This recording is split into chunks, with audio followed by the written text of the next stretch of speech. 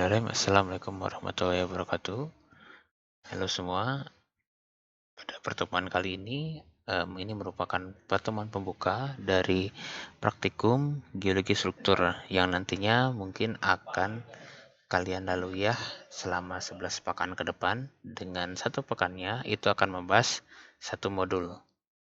Baik, adapun modul-modul yang nanti akan diterima oleh rekan-rekan semua nanti disampaikan oleh asistennya. Dan saya di sini selaku penanggung jawab untuk mata kuliah geologi struktur, juga saya akan mengajarkan kepada kalian terkait dengan praktikum geologi struktur. Jadi harapannya saya mengajar melalui video ini dan nanti rekan-rekan semua itu bisa menyimak dan nanti bisa diaplikasikan pada saat pertemuan di praktikum oleh asisten, begitu ya. Dan juga untuk modul-modul asistensi ini saya gunakan dari modul ITB ya. Saya kutip dari modul ITB dan saya sesuaikan dengan kondisi di ITERA. Baik, untuk pertemuan kali ini mungkin akan terbagi ke dalam beberapa video agar tidak memperberat kalian. Jadi kalau ada satu video isi 1 jam itu mungkin akan kesulitan ya dari kalian ya.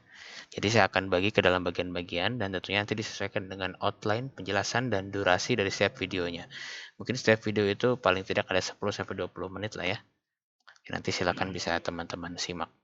Nah, ini ada beberapa outline yang ingin disampaikan. Jadi ada aturan praktikum, lalu ada definisi awal, apa itu geometri, lalu struktur bidang, dan contoh soal untuk praktikum di modul pertama ini. Oke, baik, untuk aturan praktikum nanti saya serahkan kepada asisten ya. Jadi teknis detailsnya, teknis rincinya nanti asisten yang akan memaparkan.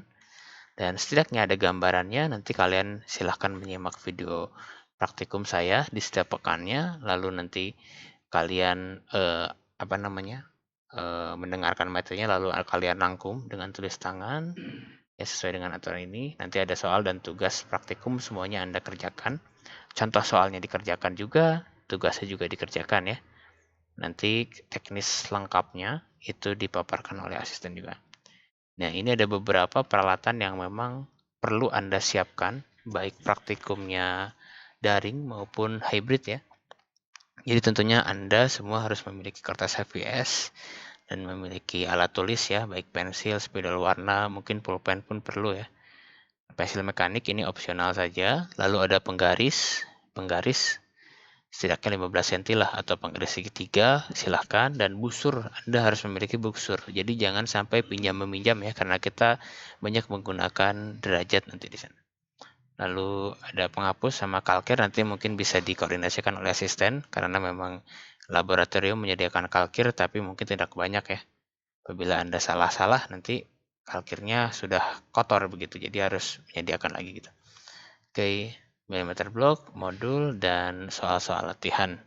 Nanti untuk penjelasan setiap modulnya nanti silakan dikoordinasikan penjelasan hard copy setiap modulnya nanti silahkan dikoordinasikan kepada asisten masing-masing kelas. Baik, saya mulai langsung ke materi. Jadi saya awali dengan geometri ya, yang nantinya akan menjelaskan tentang unsur struktur dan geometri secara deskriptif.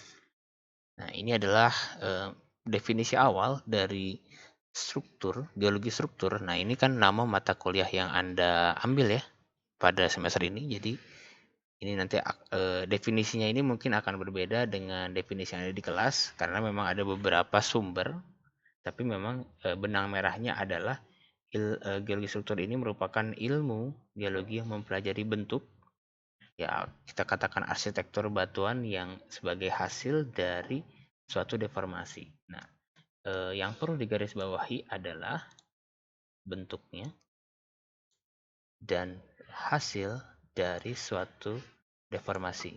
Lalu pertanyaannya adalah apa itu deformasi? Nah, kalau kita bedah ya, jadi D itu kan berarti melakukan ya atau kembali gitu kan. Formasi ini kan ya seperti bentuk lah. Kalau misalnya kita menggunakan bahasa Inggris kan form itu kan bentuk ya. Jadi membentuk ulang begitu ya. Jadi suatu proses deformasi adalah pembentukan ulang. Ya, tentunya ketika ada pembentukan ulang berarti ada yang berubah sebelumnya. Nah, maka dari itu deformasi adalah perubahan bentuk, dan ukuran pada batuan akibat suatu gaya yang terjadi di dalam bumi. Nah, nanti di kelas itu mungkin saya akan jelaskan lebih terperinci ya. Nah, singkat cerita, gaya yang dialami oleh suatu benda itu nanti bisa kita katakan sebagai stres, nah, gitu ya. Jadi deformasi ini erat kaitannya akibat oleh stres yang akan menghasilkan perubahan bentuk dan ukuran. Nanti juga ada perubahan orientasi atau kita kenal dengan rotasi ya, ataupun perubahan posisi yang kita kenal dengan translasi. Nanti di bagian mekanisme deformasi itu akan dijelaskan di kuliah geologi struktur. Baik, oke. Kita lanjut. Nah, tentunya ketika kita berbicara struktur pada batuan, karena geologi struktur kan ilmu geologi ya, dan lalu bentuknya seperti apa? Jadi apa itu struktur geologi? Nah, struktur geologi tentunya bisa kita katakan struktur yang terjadi pada batuan ya, yang tentunya bisa kita lihat kenampakannya dan keadaannya pada batuan, termasuk juga bentuk dan kedudukannya. Nah, untuk struktur itu sendiri terbagi ke dalam dua bagian. Nah, ini yang sangat terkenal ya di geologi. Jadi kita memiliki struktur primer dan kita memiliki struktur sekunder. Apa itu struktur primer? Ini mungkin sudah dijelaskan di geologi fisik, terus diulang lagi di tektonofisik, di kelas pun akan dijelaskan lagi ya. Jadi struktur primer itu adalah struktur yang terbentuk secara alami atau secara natural pada saat bukan secara natural ya, mungkin struktur yang terbentuk pada saat batuan tersebut terbentuk. Singkatnya seperti itu. Nah, contoh struktur primer seperti apa? Bidang perlapisan ya. Struktur sedimen seperti cross bedding, paralaminasi, lalu ada ripple dan sebagainya. Atau di batuan beku kita melihat adanya columnar joint, ada sitting joint yang terbentuk akibat batuan tersebut membeku begitu. Nah, itu adalah struktur primer, struktur yang terbentuk pada saat bersamaan batuan itu terbentuk. Nah, apabila struktur sekunder, nah struktur sekunder itu adalah struktur yang hadir ketika batuan tersebut telah terbentuk ya. Jadi ketika misalkan batu pasir atau endapan pasir itu sudah terlitifikasi menjadi batu pasir, lalu dia mengalami gaya yang tadi ya, mengalami gaya atau kita sebut sebagai stres, lalu batuan tersebut akan berubah bentuknya. Nah, itu adalah struktur sekunder. Bisa berbentuk lipatan seperti yang kalian lihat di gambar bagian bawah ya. Ada lipatan, bisa berbentuk sesar, kekar, foliasi, dan sebagainya. Nah, struktur sekunder inilah yang menjadi bidang kajian dari ilmu geologi struktur. Oke ya, bisa dipahami ya oleh rekan-rekan ya. Dan juga tentunya perbedaannya apa? Jadi tentunya kalau misalkan primer itu pada saat batuan itu terbentuk, sedangkan sekunder itu pada saat batuan itu telah terbentuk begitu ya.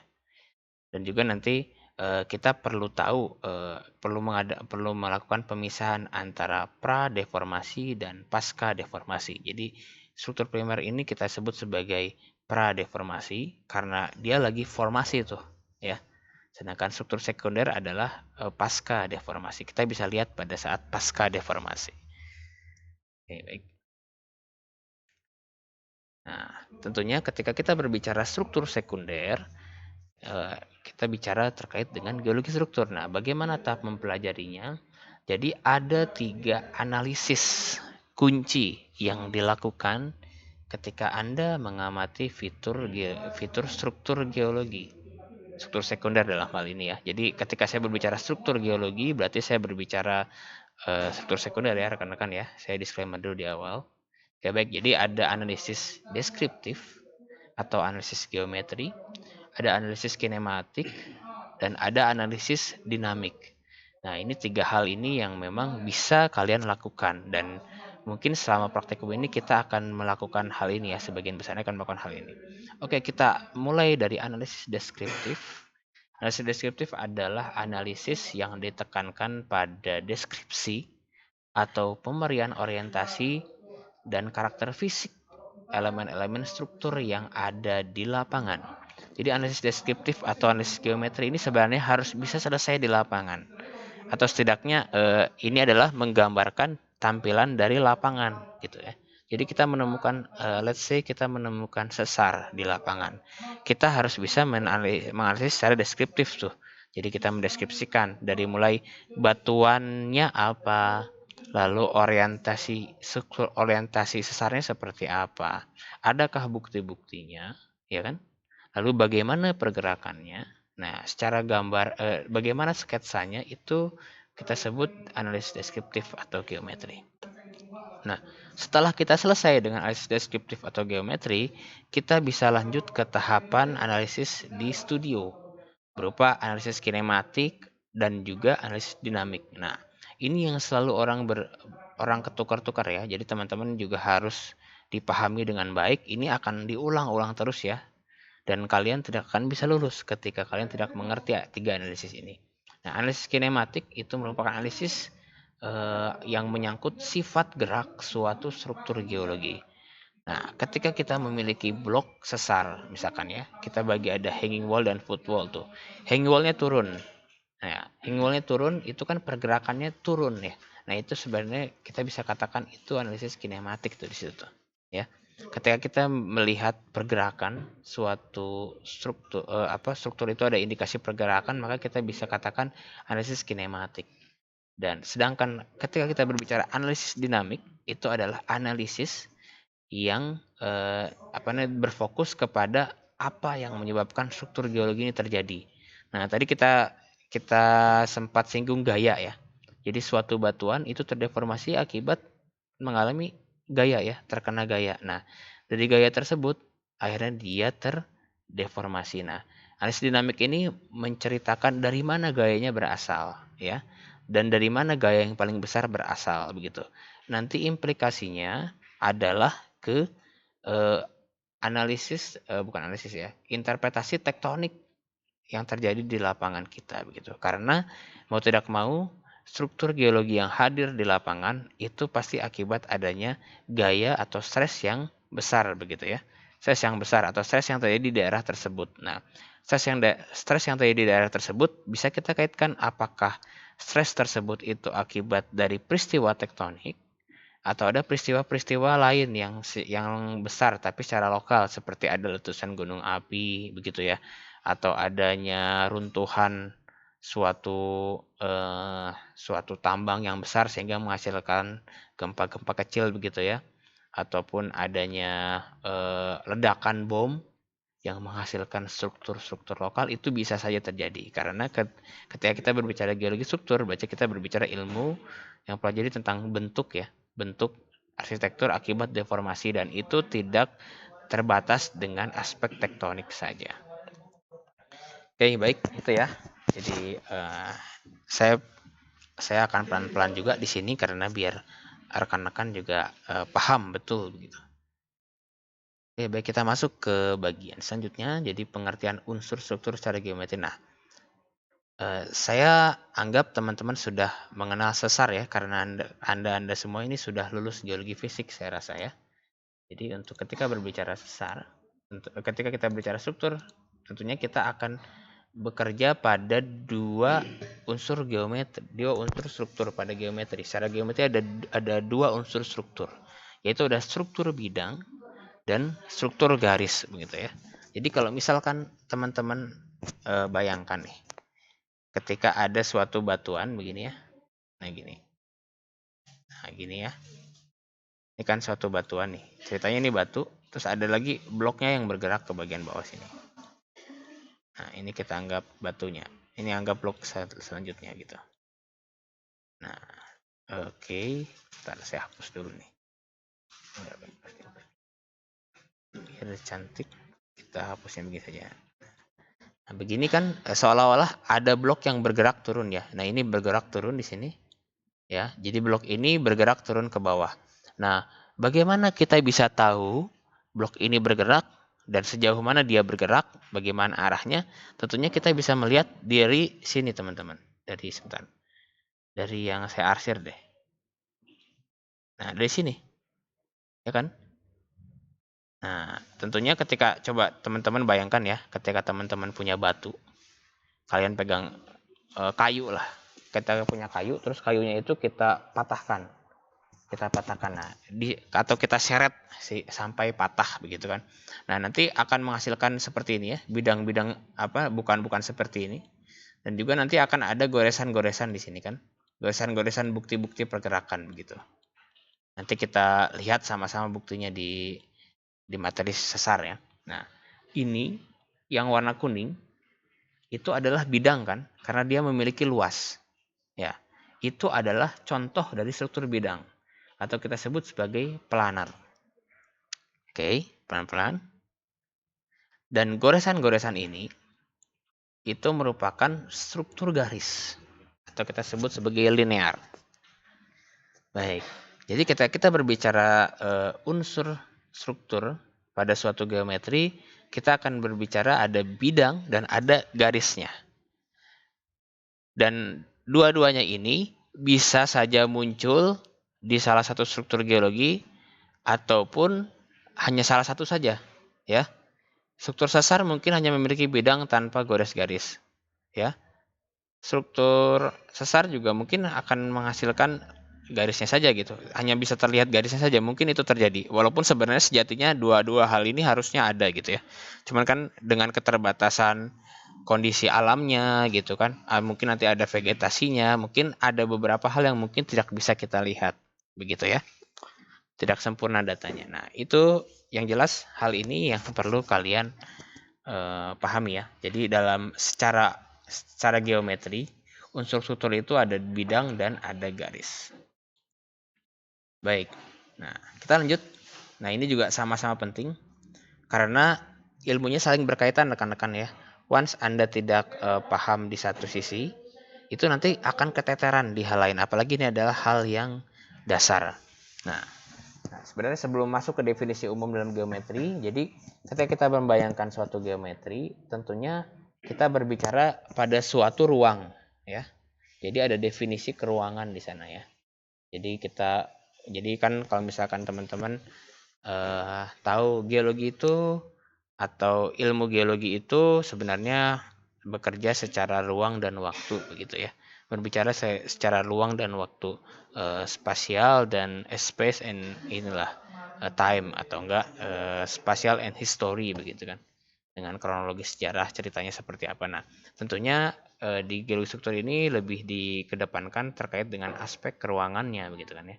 Dan nanti pun kita berbicara waktunya ya, timingnya gitu kan. Oke, yang pertama adalah kedudukan. Jadi nanti kalau kedudukan atau kita sebut sebagai attitude begitu kan. Tapi bukan sifat ya, bukan perangai attitude yang dimaksud ya, ini kedudukan. Jadi kedudukan merupakan adalah orientasi dari sebuah bidang atau garis. Nah, bisa di struktur bidang atau struktur garis ya.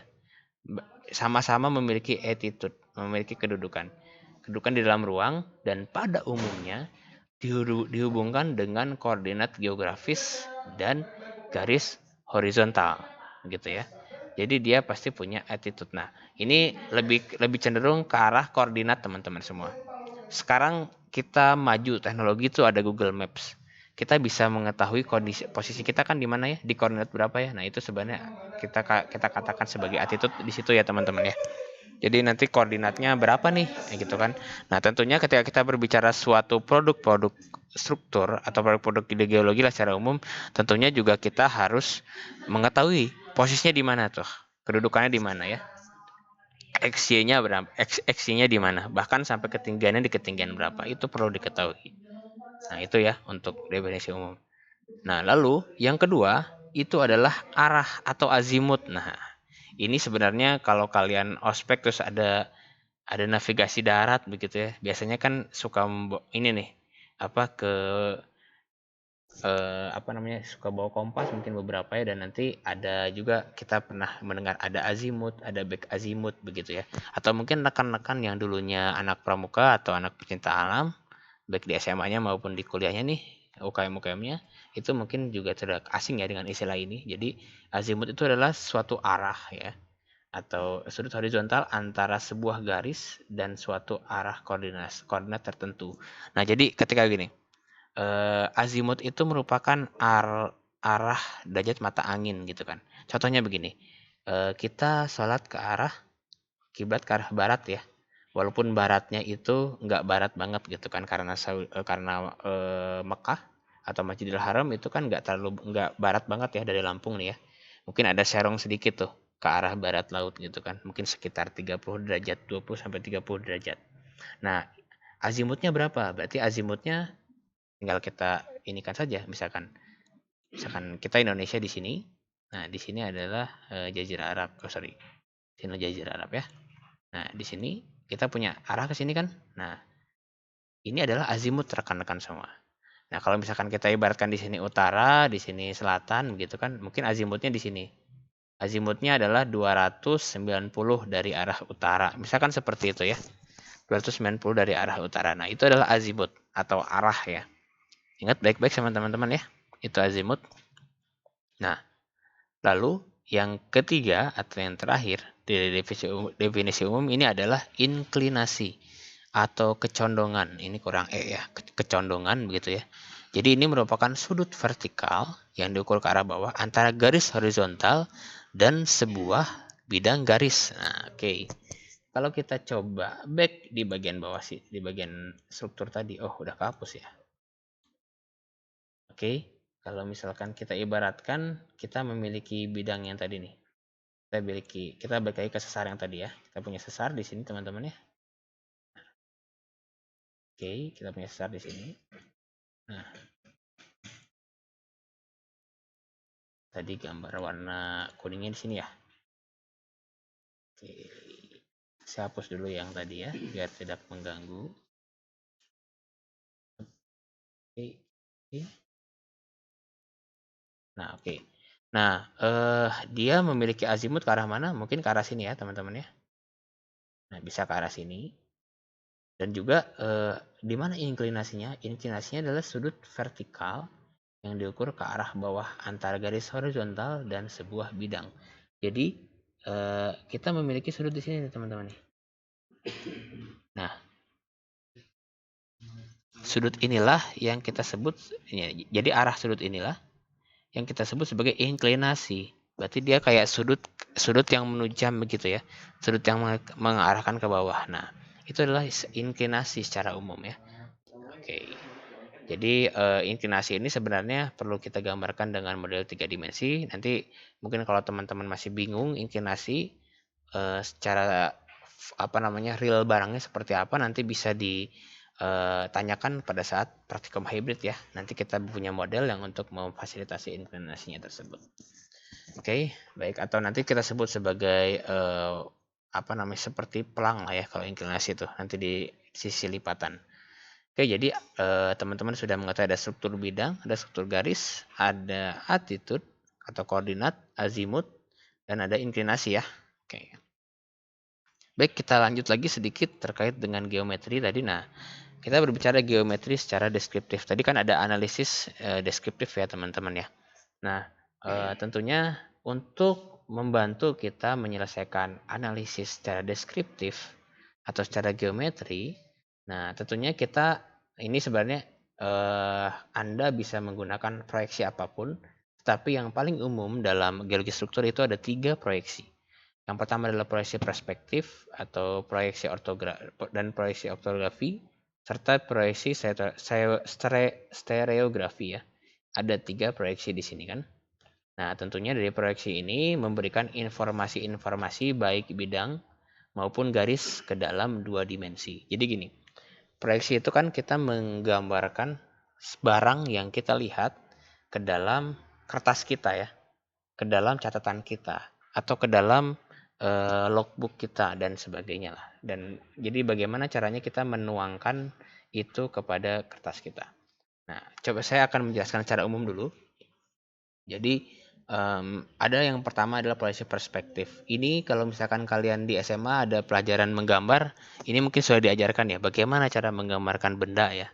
Nah, ini sebenarnya proyeksi perspektif itu seperti ini. Jadi kita cara penggambaran suatu objek pada suatu bidang tertentu dari suatu titik pandang, gitu kan. Nah, ini yang dari bentuk 3 dimensi ini kita bisa transfer ke dalam bentuk 2 dimensi yang ada di kertas kita, begitu ya. Kita melihat ada kubus, begitu kan.